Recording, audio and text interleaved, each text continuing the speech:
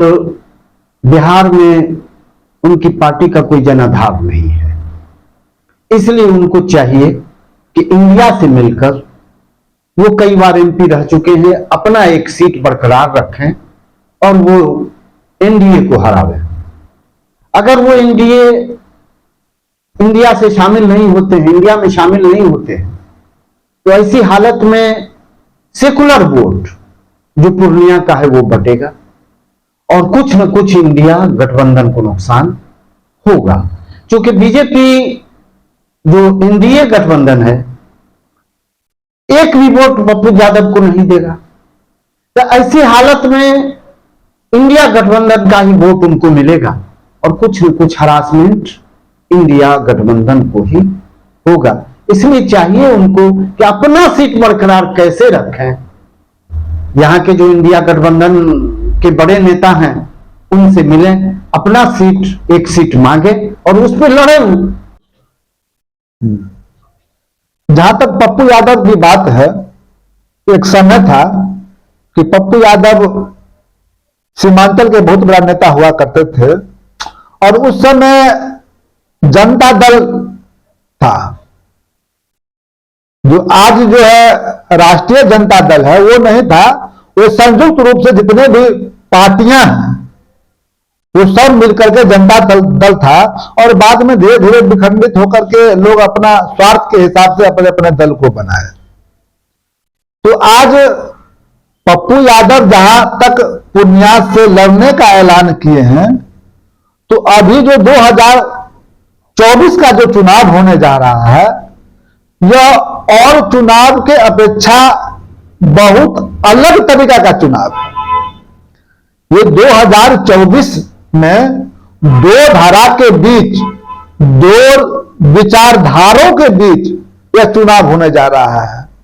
एक तरफ एनडीए का गठबंधन है और दूसरी तरफ बाकी जो पार्टियां हैं, जो विरोधी पार्टियां हैं, उसका लगभग लोगों का गठबंधन है जो इंडिया कहलाता है और बाकी कुछ इने गिने जो दल हैं वो इस गठबंधन से अलग है।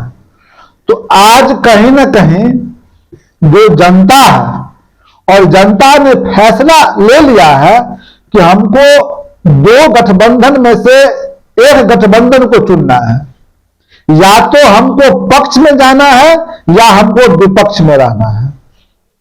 अब वह समय नहीं है कि हम दोनों पक्ष के बीच में जाकर के हम तीसरा जगह जाएंगे, अब वो समय नहीं है। और इस तरीका से कोई अगर दल के लोग अपनी उम्मीदवारी पेश करते हैं तो हमको लगता है कि उम्मीद कम भरोसा ज्यादा वाली बात होगा। और एक तो बात है कि अगर पप्पू यादव गठबंधन में आ जाते हैं तो बेहतर है, और चाहिए गठबंधन, महागठबंधन के भी लोगों को चाहिए कि पप्पू यादव को एक सीट दे। और क्योंकि इससे क्या होगा कि मानकर चलिए कि 1000, 2000, 10,000 वोट भी अगर काट लेते हैं तो हो सकता है कि रिजल्ट पर कुछ प्रभाव पड़े और नकारात्मक बात नहीं हो। तो निश्चित तौर पे ज्यादा कोई बड़ा खतरा नहीं है, क्योंकि लोग दो धारा में है जो बच चुके हैं।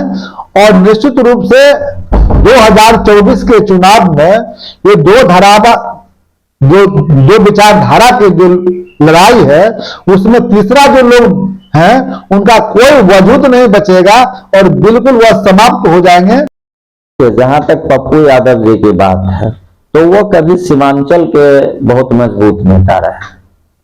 पूर्णिया से वो निर्दलीय सांसद भी हुए और जनता दल और राष्ट्रीय जनता दल से लेकर उनका जन अधिकार पार्टी तक का जो सफर है, इन सफर में देखा गया है कि वो जनता दल या राष्ट्रीय जनता दल के अगर साथ रहे तो सीमांचल के बहुत मजबूत नेता कहलाए।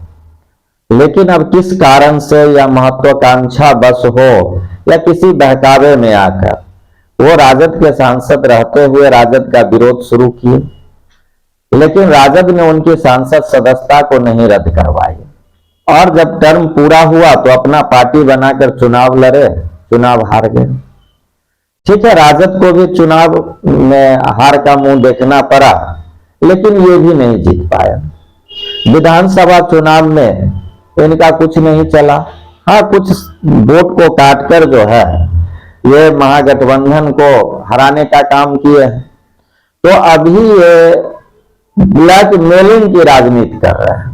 मतलब ये इंडिया गठबंधन को बार बार धमकी दे रहे हैं कि हम वहां से चुनाव लड़ेंगे, पूर्णिया से, कभी मधेपुरा से लड़ेंगे, अगर आप हमको नजरअंदाज करेंगे तो हम आपके अगेंस्ट में खड़े हो जाएंगे। तो ये काम तो पप्पू यादव जी बहुत दिन से कर रहे हैं। अब इनका जो है इसकी किसी भी कार्य की एक आयु होती है, वो चीज समाप्त हो चुकी है। क्योंकि अब सीमांचल के जनता भी इस बात को समझ चुके हैं कि पप्पू यादव जी कभी सामाजिक न्याय के नेता रहे हैं, लेकिन आज के डेट में जो इनका क्रियाकलाप है इससे सामाजिक न्याय की जो विचारधारा है वो कमजोर पड़ती जा रही है। और इनके बार बार इनकी महत्वाकांक्षा जो है सामाजिक न्याय और धर्मनिरपेक्षता के लिए खतरा बन के उभर रहा है। तो लोग अब इनको धीरे धीरे बाइकाट करना शुरू कर दिया है।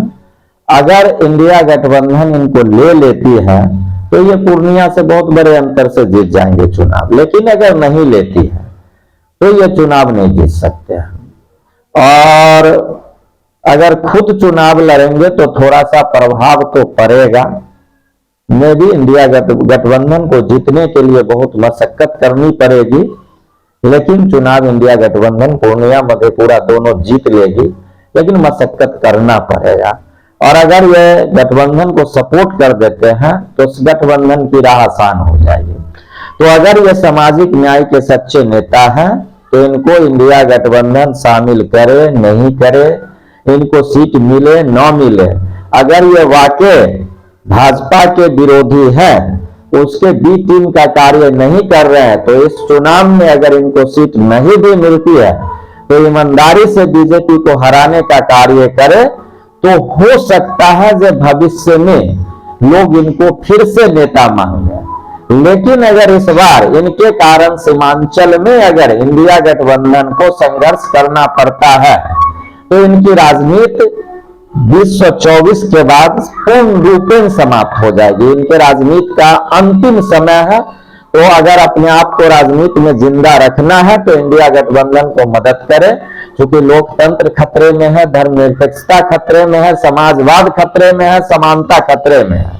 तो इससे अगर उबारना है देश को तो इनको चाहिए जो अपना महत्वाकांक्षा को त्याग कर और इंडिया गठबंधन का मदद करें।